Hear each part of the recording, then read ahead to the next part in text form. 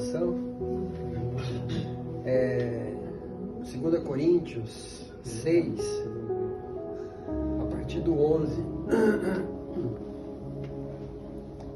Instante, exortação à santidade. Olha só um pedaço só. Paulo, ele traz uma palavra aos coríntios, né? Ele diz assim: ó Coríntios, a nossa boca está aberta para vós, nosso coração está dilatado.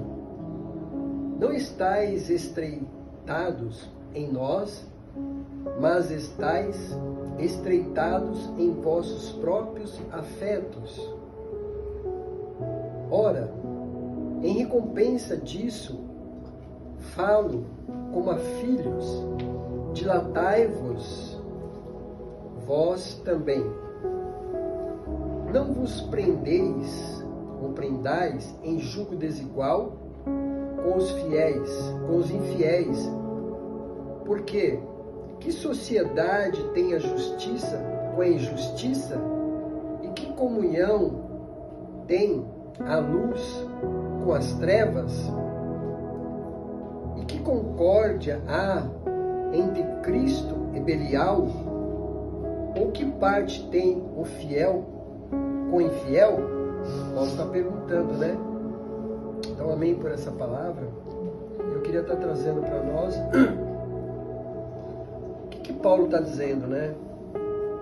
O próprio apóstolo Pedro, ele dizia que Paulo tinha uma difícil linguagem, né? Ele era tão sábio, ele era tão inteligente que a palavra dele era de difícil entendimento.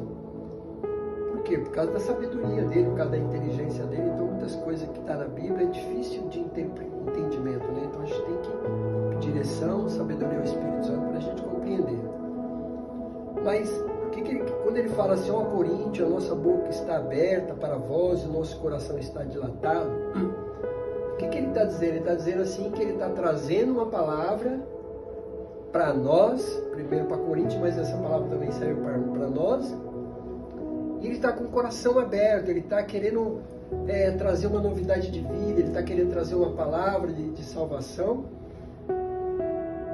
E ele está disponível, né? Ele está com tempo, ele está disponível, e é o desejo de Deus que a gente venha conhecer o Evangelho, venha conhecer a palavra.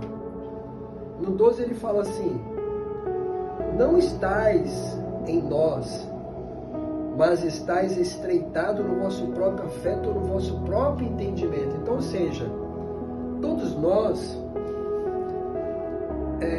temos um pensamento, uma ideia, né? Cada um tem a sua ideia, né? O João Manuel pensa de um jeito, a Paula pensa do outro jeito, cada um de nós tem um pensamento, mas você cria 10 filhos tudo igual, mas cada um tem uma ideia, né? Cada um tem um pensamento, eu penso assim, eu acho assim. Então Paulo está dizendo assim, que ele veio trazer o Evangelho para eles, mas eles estão estreitos, eles estão com o coração fechado, eles não querem saber de uma novidade de vida. Eu já tenho o meu, eu já tenho as minhas convicções, eu já tenho os meus pensamentos. Então as pessoas fecham os olhos, tapam os ouvidos, mas porque não quer ouvir uma verdade. Então eles viviam na religiosidade, eles viviam na velha lei, né? Na lei dos profetas. E quando Jesus vem trazer novidade de vida. Jesus não vem trazer mais a lei, nós não vivemos mais pela lei, a gente vive pela graça. Mas como ele estava acostumado com as leis, que não eram só 10 mandamentos, eram 663 mandamentos, então quem consegue seguir mandamentos? Impossível. É impossível para qualquer ser humano seguir, nem que fosse os 10 mandamentos. Ninguém consegue. A gente peca o tempo todo. Todos nós, a gente peca o tempo todo, né? Você vai na igreja, você ora, mas daqui a pouco você já está... Se o cara te fechar seu carro, então, meu Deus, se o cara fechar, bater o meu carro, eu sou capaz de...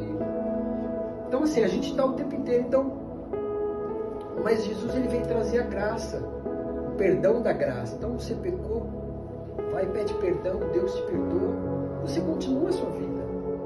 E esse povo, ele estava acostumado a matar o cordeiro, a matar animais. Então, assim, o cara pecou, ele já pecava premeditadamente, porque ele sabia que era só ele chegar e matar um animal, matava lá um cordeiro, quem não tinha um cordeiro, quem era pobre, matava um pombo, queimava, e o sangue, o cheiro da fumaça subia no céu para perdão de pecados.